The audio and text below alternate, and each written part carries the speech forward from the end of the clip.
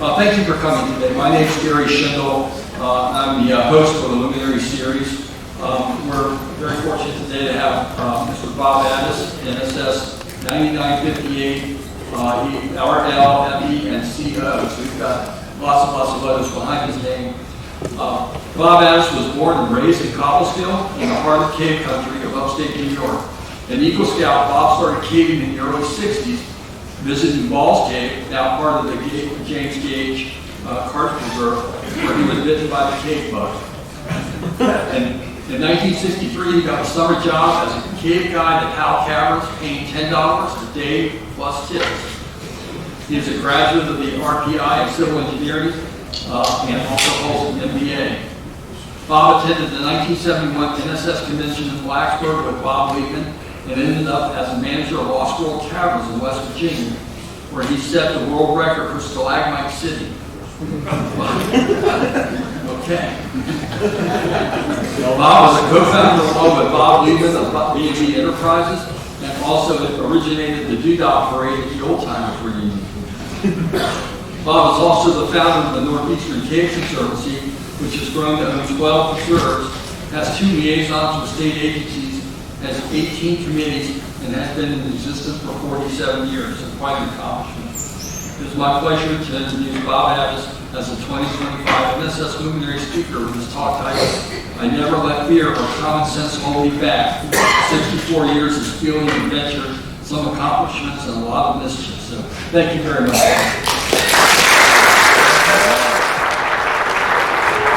Good morning, Cobleskill Convention. Hey! All right. Good to see you. Oh, I got a good cheering crowd right down front. Great. Good to see all of you here today. Well, as it says, I've never let common sense or fear hold me back. And I assure you, I'm not going to do that today. I won't hold it back today. Okay, a quick note about the Luminary speakers that you've heard already this week and enjoyed them. The interesting thing is I have been caving with both of those guys. I was caving with Jim in Mexico and Bruce in West Virginia.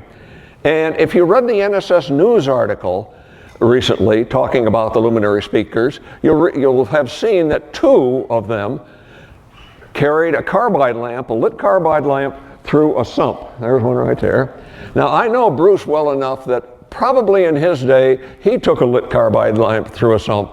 So we're all crazy. That's the takeaway from that. Yeah.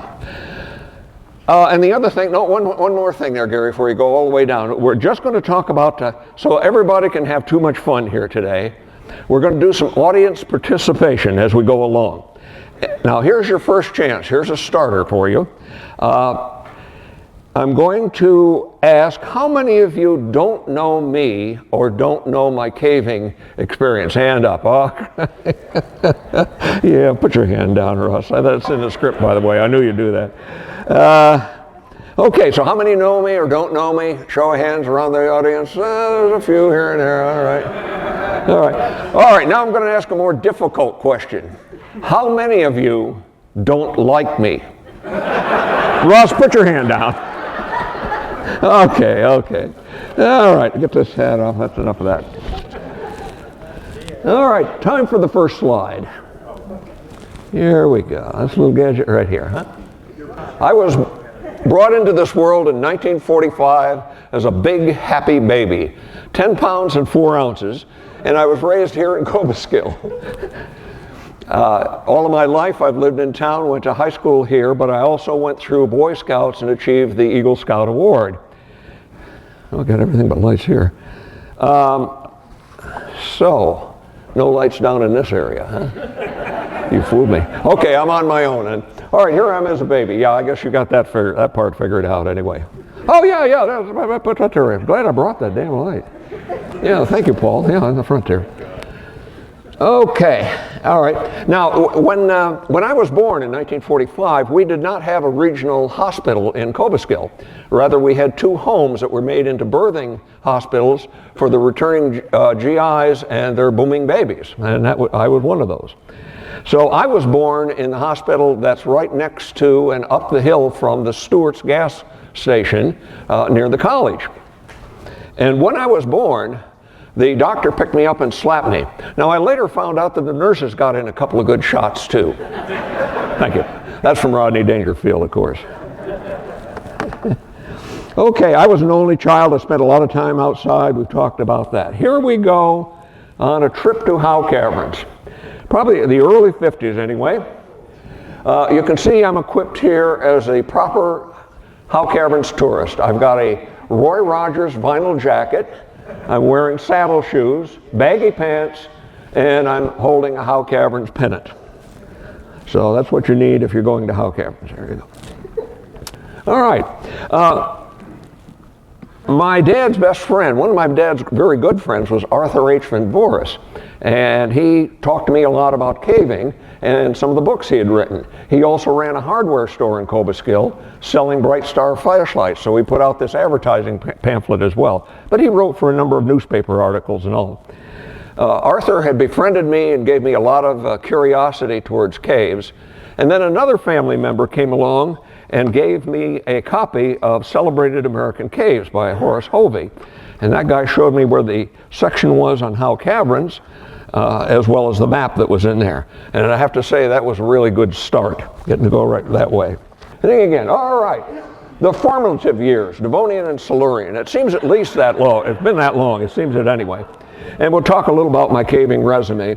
But anyway, here we go. In the fall of 1981, I had a high school friend who had a car, and he invited me to go caving at Ball's Cave, which is today part of the NSS James Gage Nature Preserve. Now, at the end of the day, I was scratched, bruised, exhausted, and I thought, this is the worst thing I have ever done. But just as I was drifting off to sleep, I started thinking about where that water went down through the rocks, and if I could move the rocks and follow it. And then I thought, well, you know, could I dig that sand out of that really tight passage and go on to bigger cave? And I woke up the next morning, a caver. So that's the story. All right, here's some slides anyway, story slides of caving. Here we are in West Texas at the Devil's Sinkhole. And standing there with a straw hat is the farmer, whose name is Clarence Whitworth. Clarence Whitworth, yes. Now, that was under private ownership when he ran a farm there, but now it is the Texas State Natural Area, and they have guided tours to see the bat flight in the evenings during the summers. Now, rancher Clarence Whitworth said, and this is a good one, the only thing crazy enough to get around this thing is people. Horses and cows won't get near it. I thought that was pretty good. And here comes another picture. I'm down below. I'm over on the left of the picture there, standing on a big, shiny, wet pile of guano after dropping, I think that's about 160, 65 feet, something like that. All right, another shot. Shelter Cave, Huntsville, Alabama, when they had the jail door as the cave gate there somewhere. Yeah, that's there. Here comes a Department of Environmental Conservation in New York State. We're doing bat surveys, and so we helped them out with it at McPhail's Cave. And of course, it had to be winter.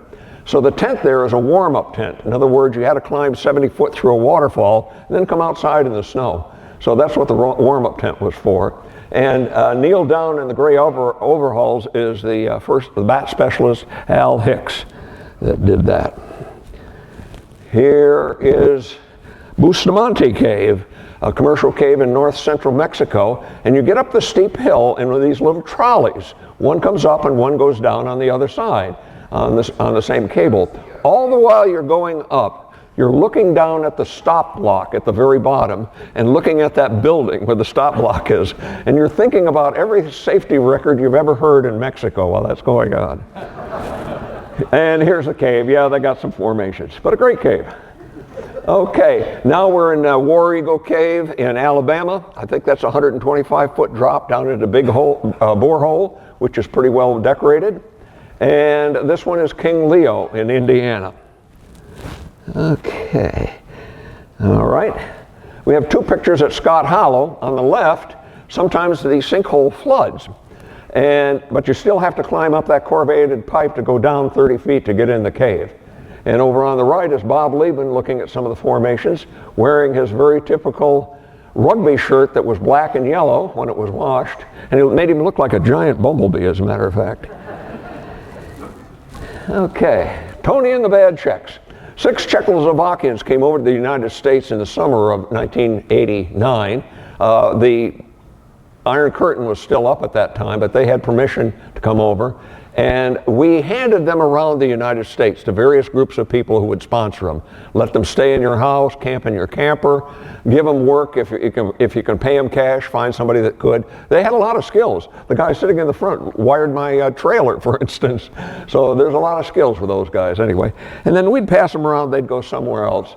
And here we are in Roadside Pit in West Virginia. We took them caving and let them go on stuff like that.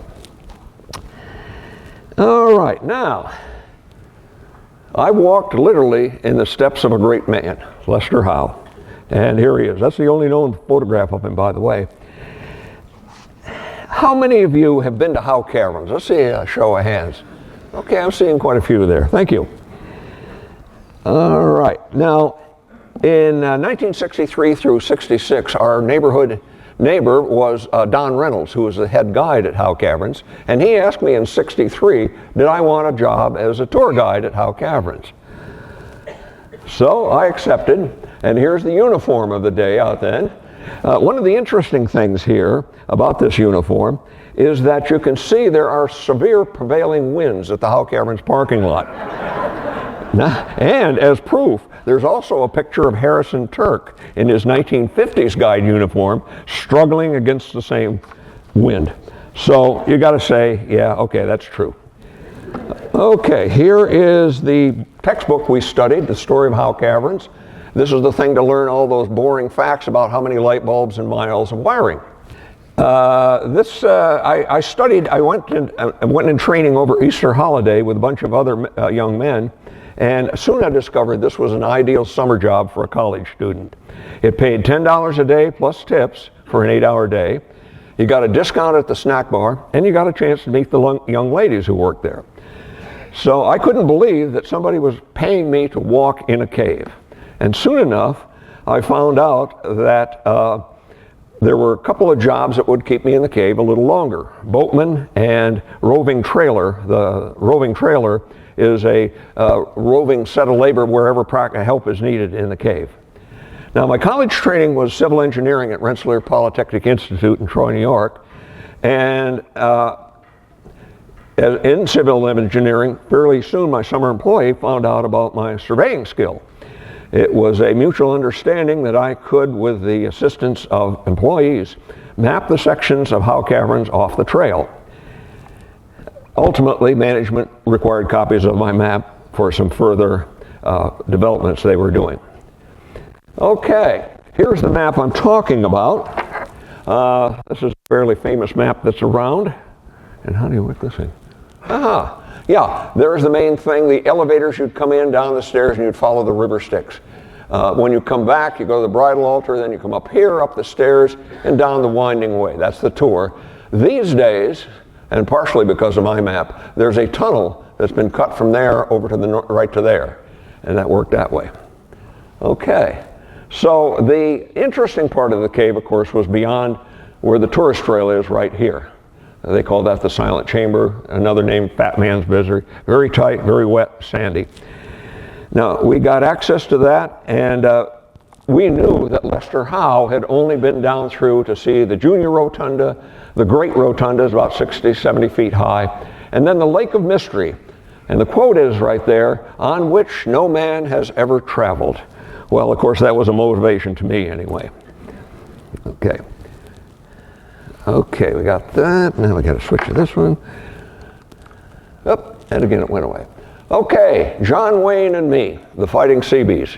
John made the movie and I lived the life in Vietnam. This is a recruitment program for the Seabees. And up the upper corner it says advanced rates to qualified construction men. I guess that was me. Okay. Here's a picture of me in green fatigues. This is our uniform of the day in Vietnam. Seabees have built the infrastructure around the world since their start in the early World War II. Many times they have been humanitarian efforts, and they've also worked for the federal government in different places, including the Antarctic. Now, I was assigned to Da Nang in Vietnam, and I had a chance to go explore some small caves on Marble Mountain. Our kid guides were more than anxious to carry our heavy steel pot helmets. But why? It dawned on us after a while that not all of the caves may have been safe to go in, and they were looking for some protection. So that's a little bit different, don't you think, Gavers? Something else. Okay, eventually I got back to the United States and got discharged in California, moved to Los Angeles, joined the Southern Cal Grotto, and met Bob Liebman at that time. Okay. Gotta go on. Okay. Oops, gotta go back one. Okay, one other thing about my military career that's fairly important. In 1975, I went to grad school at the State University of New York in Binghamton, called SUNY Binghamton. And while I was there, the first year, I'd heard something about a, quote, SPN codes on a DD-214, which means the separation program numbers on discharge papers coming out of the military. Well, this is my DD-214, this terrible, blurry image, and it's very important to me because it gives you veterans benefits. It's all that stuff down in there. For the most part, you know, the whole idea of the SPN codes was that large corporations had put a pressure on the military to do SPN codes, and as such, they would tell the real reason that the person was released from military service. Some of them were not too bad, things you'd think of. Separation upon arrival to the state, you were pregnant, you were a parent. Now other ones were more sinister and like fail to obey orders. Mentally insufficient, a bedwetter, that was all there. So SUNY Binghamton's Veterans Office had one of these SPN catalogs, and I looked up the SPN code. I looked all over, couldn't find SPN anywhere on here, but I did find a series of numbers anyway, and I finally matched it up with one of the reasons, and one of the reason for my discharge from the Navy was that I was a pathological liar. Now, do you believe that story? Okay, here comes the NSS, and it's what a long, strange trip it's been. I've been a member of several grottos. One more on there should be Parkersburg. I see that's not in there. Co-chaired conventions, celebrated 19 years on the Board of Governors. I chose to hear many caver stories by spending a lot of time attending regional events. I've been to dozens of conventions, and I got to say it's the best vacation ever. 1979, I was a fellow. 1986, I bought life membership. 78 to 2016, I was the president of the Northeastern Cave Conservancies, one of the three founders and the first life member. 2019, I got the Victor A. Schmidt Conservation Award, and 2025, that's now. It's an honor to be here giving the Luminary speech anyway. Oh, by the way, I had to look up Luminary when I first contacted on this to find out what it was. All right, here's our time for our first t-shirt off, Gary. If you're around, we're going to see how that works. What do I have here? I had convention one on, okay. Lights up. Oh, I don't know, need it? I got to drop the mic. Yeah. Careful about groping him too much. Yeah, groping too much. All right. There we go. Not bad, huh? Other than sweaty. It's coming, boys. It's coming. Go ahead and work. There we go. There we go.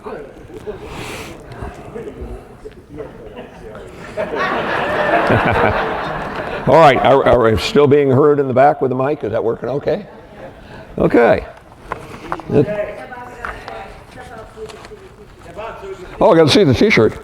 Oh, you're going to see more of it when we get going here. There's some stuff here, some stuff, and some stuff around here. Okay. Lights off. Lights off. All right, we got the t-shirt off. Oh, yeah, here comes. Oh, the slide. You need the slide. Yeah, oh, good one. Okay, the world's champion. What's love got to do with it? And as we're going to find out, absolutely nothing. But I was told that I had included sex in here to keep you guys interested in this thing. So I've done that.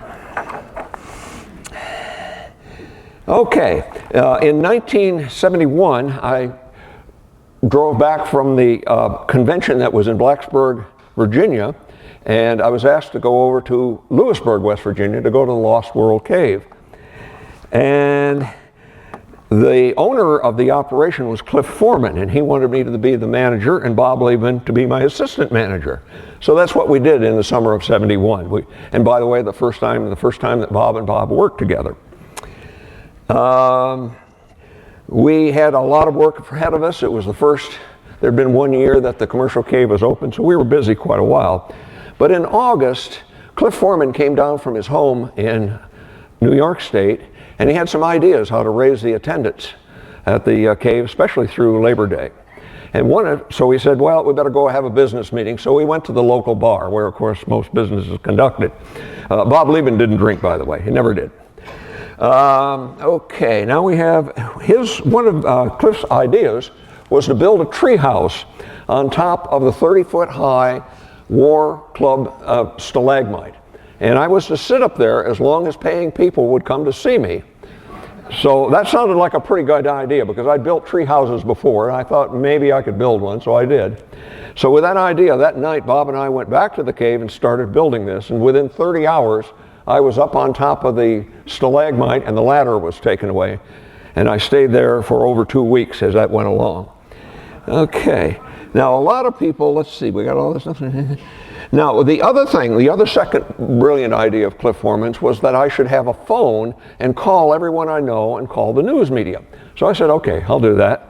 He found out that we could get a 900-foot extension cord from the lodge up on the surface, run it all the way down and up to the platform.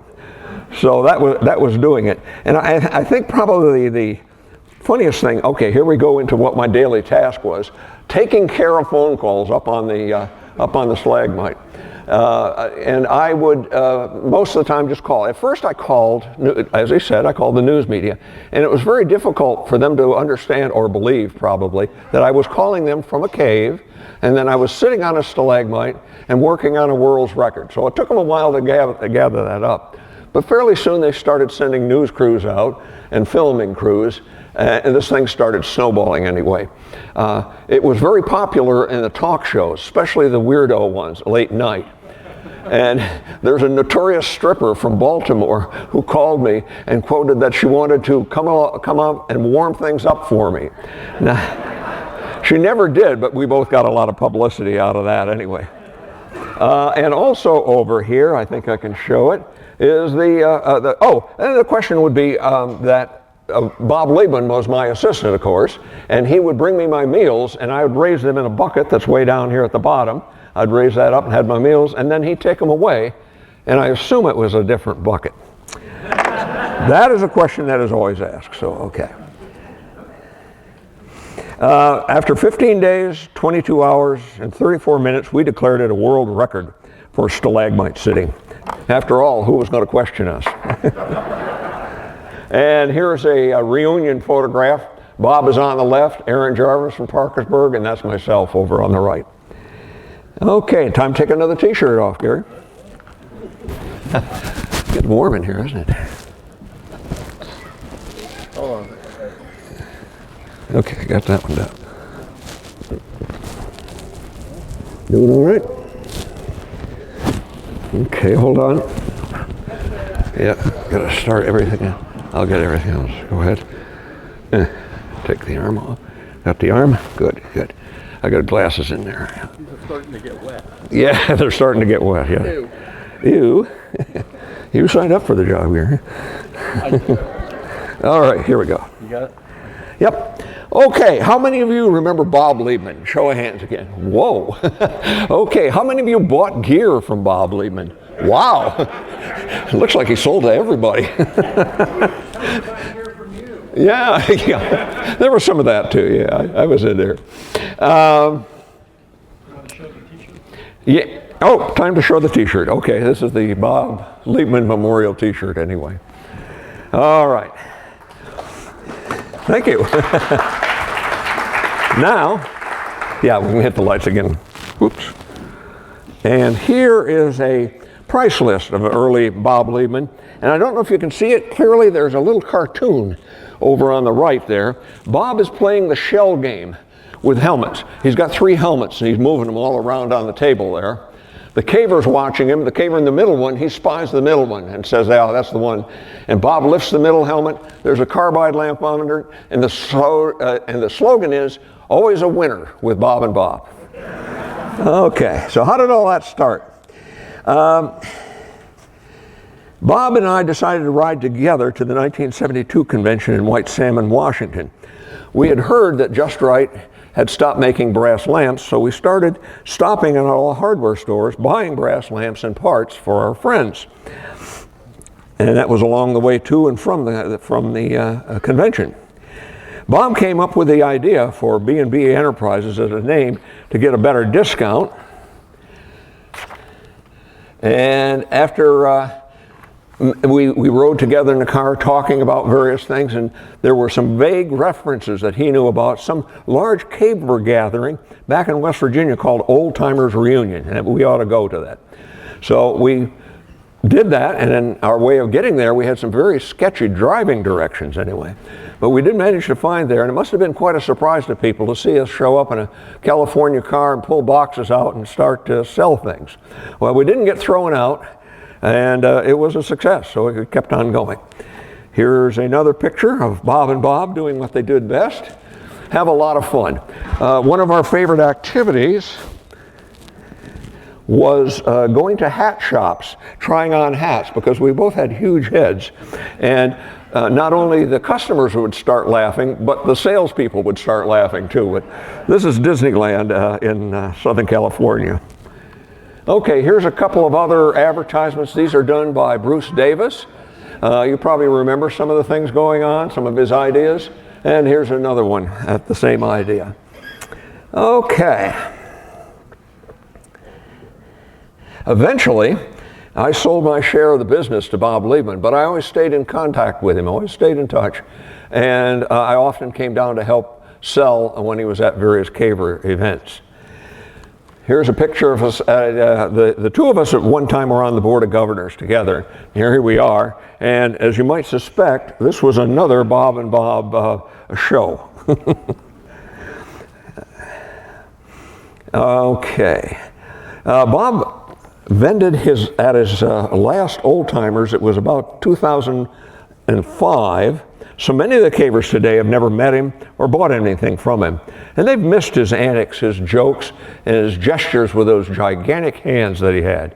And I pity that you missed such a memory as that. Robert Edward Liebman passed away in 2017. I lost a great friend, as did many others. Okay, a parade. We don't need no stinking badges. I tried that out at registration, didn't work. Oh, time to take off another shirt.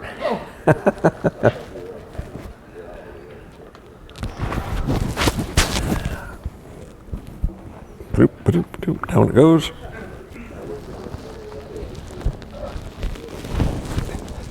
All right. Okay. There we go. I think that's okay. Yep. We're back online. Okay. A parade.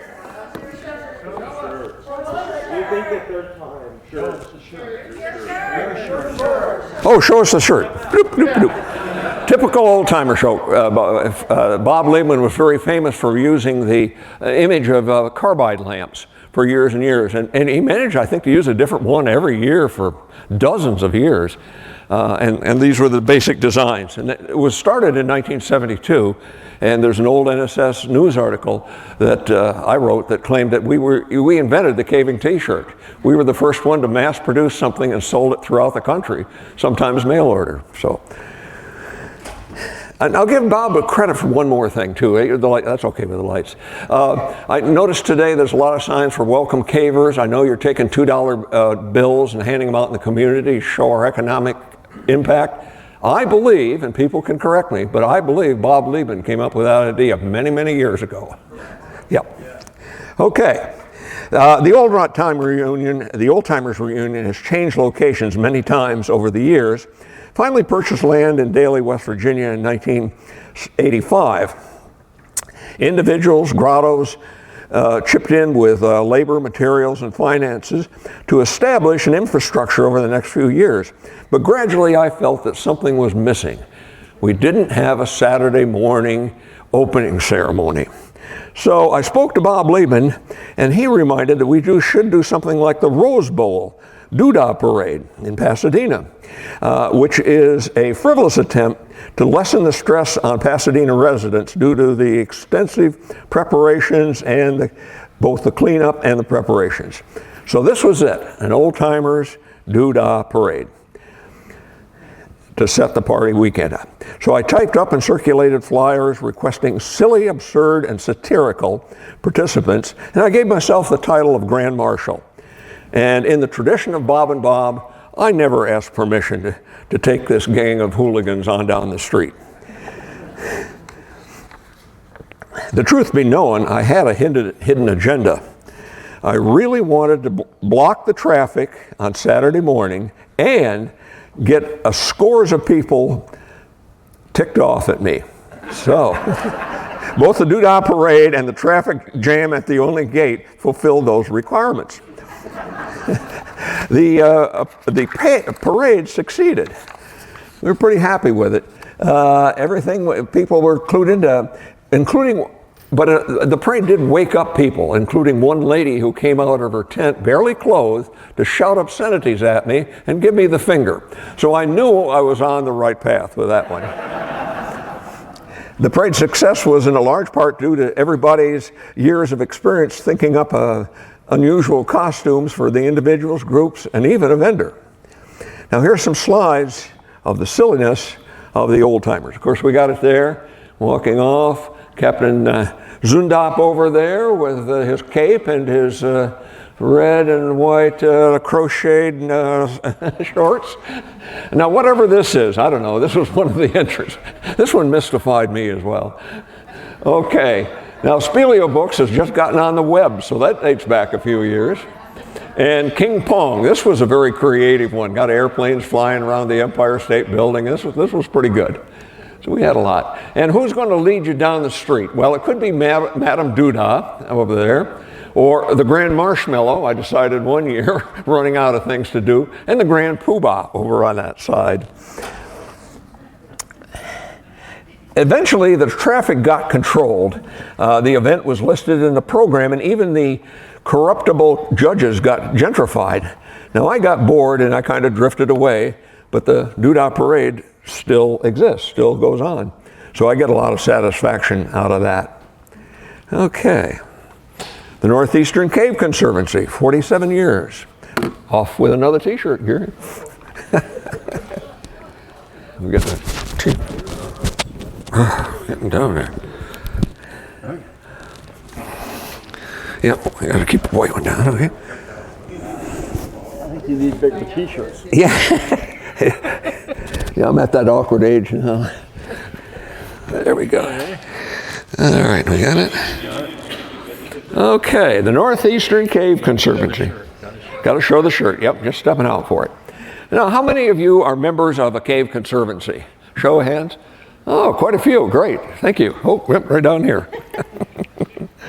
Okay. What else is going on? Death and taxes. The owner of Knox Cave died in 1968. It died earlier than that, but it came up at auction, tax auction in 1968. That's when it sold. It was 200 acres of land around the area in Knox was purchased by a Dr. D.A. DeLisa of Schenectady. And hey, it survived, Paul. Okay. All right. The land was property. He got 200 acres, and part of it included Knox Cave, which had formerly been a commercial cave. Now, as the years went by, Dr. DeLisa wanted to find a nonprofit corporation that would take over Knox Cave and preserve it properly. Okay, here we go. Okay, so this is where it all started. In 1976, the second year of my MBA program, SUNY Binghamton offered a new program called Resource Management, and that was with the SUNY College of Environmental Science and Forestry in Syracuse. I convinced the head of the department that a management plan for the possible exception of Knox Cave, would be fulfilling the requirement of the degree. That was a good talk anyway, that worked out. I was the first student in the program, and I had three attorneys as thesis advisors and 5 paralegals working on the somewhat complicated issue of landowner liability. My MBA thesis was finished and published in the summer of 1978, and Spelean books have sold about 500 copies of it. Now, when a potential owner didn't show up right away, we knew we needed to do something, and we knew we needed a nonprofit corporation. So I contacted the help of cavers Jim Harbison, Esquire, and Art Palmer, PhD. In December 1978, the Northeastern Cave Conservancy was formed and accepted the donation of Knox Cave. Emily Davis was appointed the property manager and tasked with the difficult task of running away, of controlling trespassers. That's the way the 1980s and 1990s rolled along with the NCC owning 1 cave, 3 officers, and a property manager. I was the president then. Now, late in 1999, Mike Warner turned on the light bulb in my head by comparing the Michigan Karst Conservancy with the NSCC and challenging my imagination with how much more the NCC could do with a larger population and more caves. Blink! The NCC should develop a membership organization and expand. And that's exactly what we did. Mike and I sat down and drew up the agreements. We started and we sold the first memberships, and the NCC got started. Right now, the NCC has approximately 200 members. We also have 12 preserves, 2 liaisons with the state agencies, and 18 committees. Okay. There it is. Okay. Okay. I did show you this shirt, NCC. Okay, polar shirt. Good, good. All right, fundraising is an integral part of cave conservancies, and it can be fun. Here's a typical setup at a Northeastern Regional Organization camping and caving weekend. Now, the tent back there is the NCC's tent. We bought that for $200, and we've certainly got our money's worth from it. It's been at many, many caver events, old-timers, and NSS conventions. The only downside to it is to find somebody to carry that monster around along with some tables. In this particular setup, we shared half of the tent with Spelean books, and in turn, they would man the booth during part of the day. So there's a hint out to cave conservancies that might be the way to do, is to share with other conservancies when you can. Okay.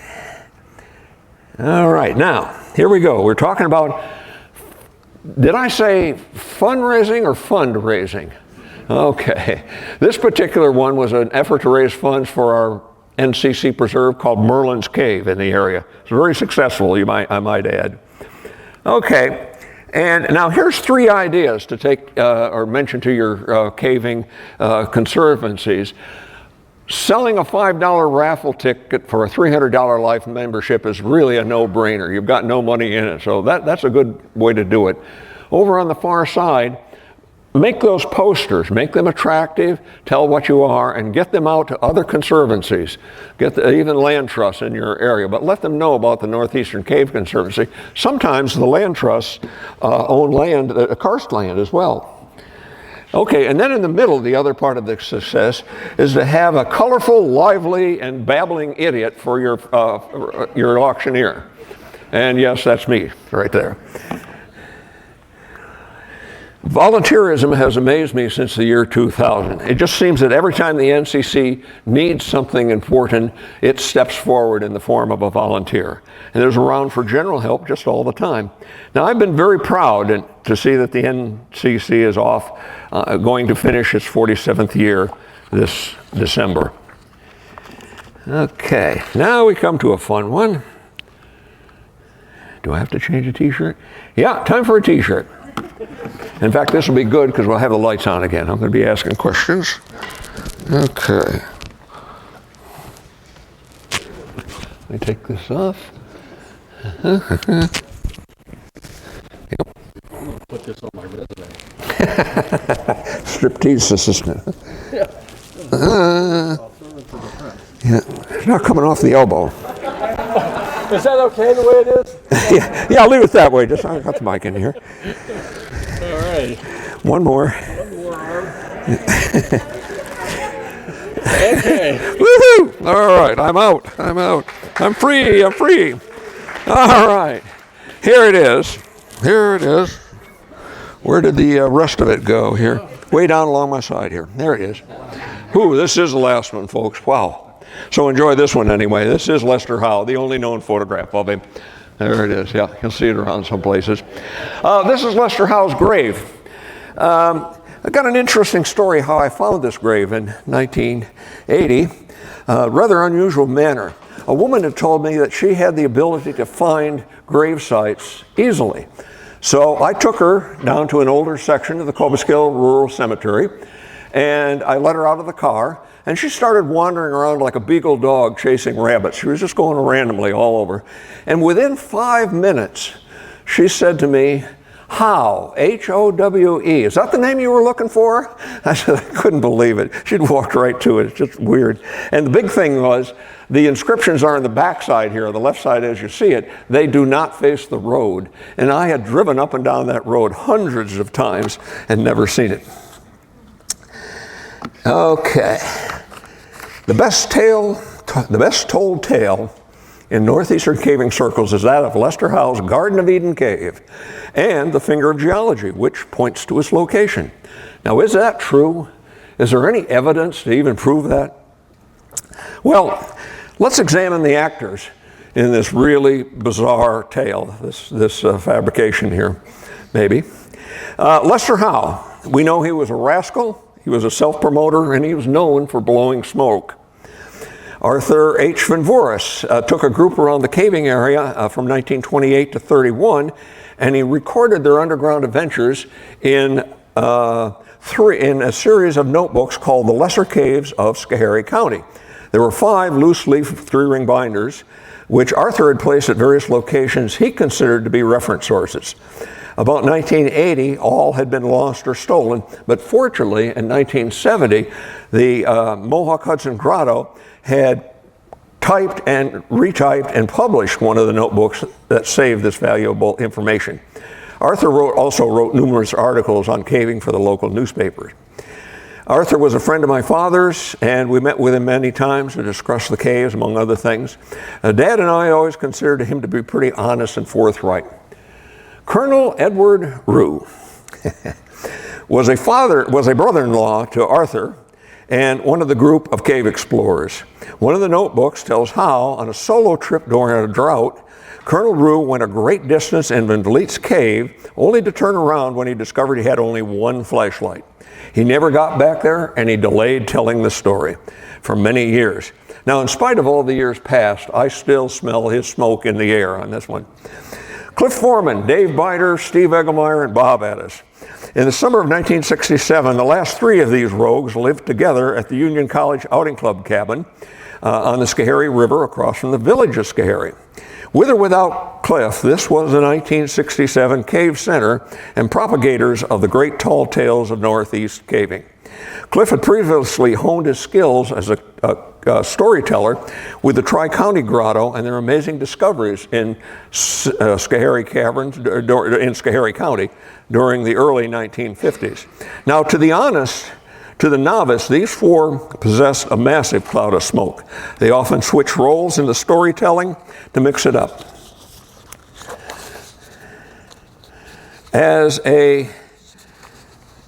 Okay, and now we're on to the Finger of Geology. That's coming up next here.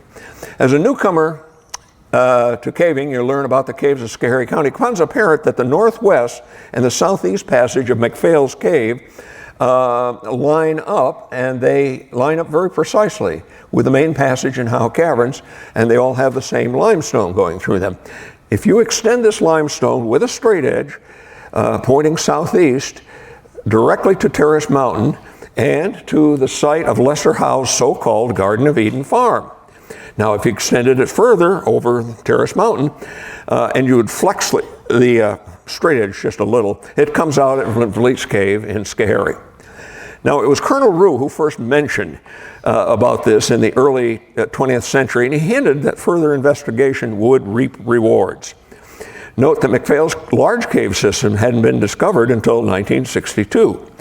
But the scoundrels at the Union College Outing Club cabin in 1967 capitalized on this with the new cavers. They would line up the maps, get out the straight edge, and blabber on and on about how the finger of geology points to all the time that Steve was going along with his hand along the alignment. When the alignment went up and over Terrace Mountain, he would be tapping the map at various points. Steve, by the way, was a professional geologist. A sub-rumor has it that Lester Howe used an unusually large amount of rock to build the foundation for his barn at the Garden of Eden farm. Was he hiding something? Well, all of the above actors in this great play are dead now except Bob, and that's me. It's been 137 years since Lester's death, and cavers are still looking for Howe's fabled cave. Did it ever exist? Oh, come on, please. Okay. Thanks for a good ride, folks. Okay, over on the right side, I'm on a 1963 BMW motorcycle on the way to the 1984 Sheridan, Wyoming convention. I've stopped in Beamer, Nebraska for a photo op right there. Now, on the left is a 1923 near a car. And the way to remember that is it's near a car. Not a car, but near a car. The car has been used twice in antique motorcycle cannonball, which run from the Atlantic to the Pacific in 16 days. Now, I shared riding with caver Brian Pease, and Bonnie Pease acted as a course navigator and photographer in the support crew. The Anira car is on the Fonda, New York Speedway, right there, and that was owned by the attorney, Jim Gage. Yep. It's the same Jim Gage who was a good friend of Russ and Jeannie Gurney. He donated to the NSS both the Howe Caverns Nature Preserve and the large karst area today known as the James Gage Nature Preserve. So think about that. Racetracks and caves, aren't they kind of odd things for a lawyer to collect? Wouldn't you say that? Yep. So, yes, you can see by my Luminary speech it's been a good ride. I have a lot of people to thank, a lot of the cavers, the current ones, and some that have passed. So thanks to all of them, all of you, and in the words of Porky Pig, that's all.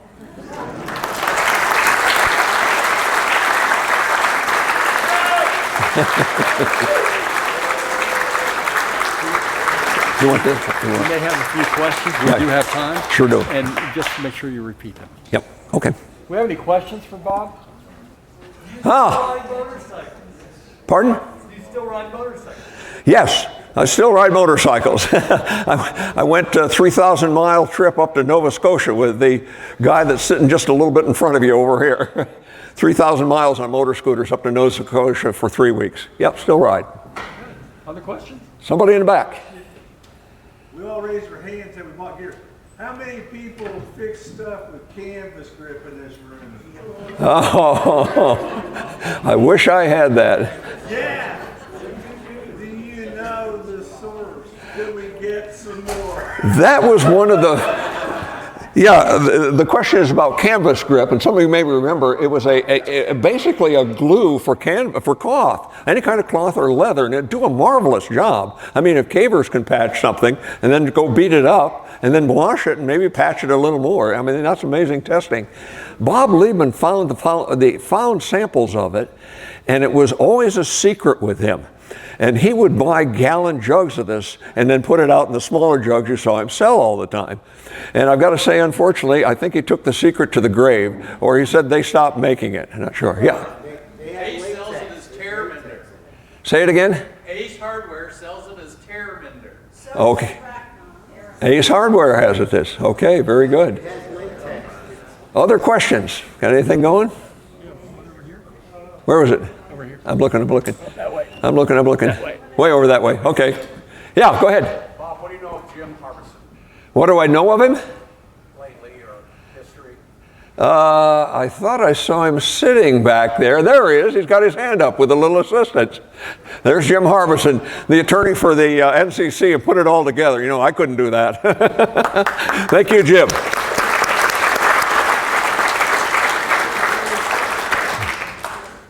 Other questions? Been around. Somebody's waving a hand way up. Is that a hello or a question? Just me. Okay. Well, thank you all for coming, and I'm sure Bob will hang around for a few minutes. We do have to clear the stage here for the upcoming geography and geology section. So thank you all very much for coming, and thank Bob. Thank you. Oh, I didn't do that. Oh, hey, you want this one? Hey, this was part of it. We got to do this. This is part of it. Please put that right back down there, Gary. All right. This is a good one. Okay. All right. Okay. Now, this is a good one. Okay. Here we go. Made from old-timer shirts. Okay. All right. Now, what we need here. Just get right down here. Got a little pillow. Yeah. Where's my little gadget? Okay. All right, boy, this is the best part. I don't know how I forgot this one. Okay, here we go. Everybody can hear it okay? All right. All right, got to get comfortable. All right. We are at the deathbed of Lester Howe. It's on Florence Street in Cobleskill, and it's July of 1888.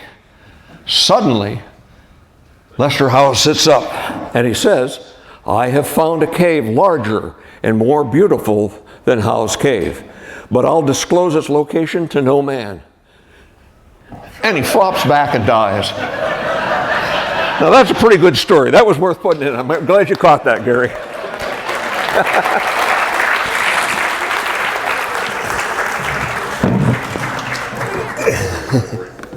Okay. Don't fall off the stage. Don't fall off the stage. I have been told that many a time. Okay. I'm up. Okay, I'll be out by the registration out in the open hall later on. Thank you.